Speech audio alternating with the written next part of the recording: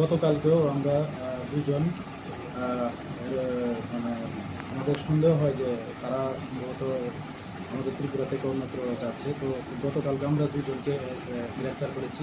এর মধ্যে একজন আমাদের মানে ইন্ডিয়ান টাউট আর একজন বাংলাদেশের এক মেয়ে। আর আজকেও সেম, আজকেও আমরা